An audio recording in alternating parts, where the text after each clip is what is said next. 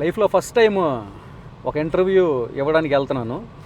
లేదండి, నేను కూడా మీలాగా అందరిలాంటి మనిషిని, మామూలు మనిషినే. ఇంటర్వ్యూలో అడిగిన క్వశ్చన్కి మనం సమాధానం ఒకటి చెప్పాలనుకుని అది చెప్పకుండా ఇంకోటి వచ్చిందనుకోండి నోట్లోంచి, నా కొడుకుని నేను ఐపీఎస్ ఆఫీసర్ని చేస్తాను, ఐఏఎస్ ఆఫీసర్ని చేస్తాను, ఫస్ట్ క్లాసుల సంగతి తర్వాత కనీసం పాస్ అవ్వరా అని దండం పెడతా. అందరూ ఏమనుకునేవాళ్ళు, మనం అంతా ఫెయిల్ అవుతూ ఉండేపటికి ఆడి నన్ను చెడగొడుతున్నారు అనుకునేవాళ్ళు.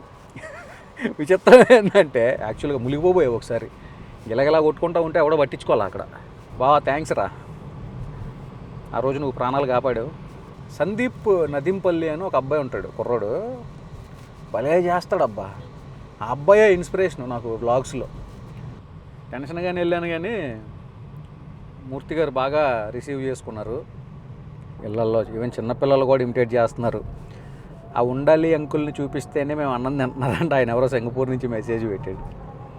ఉండాలి అంకుల్ ఉండాలి.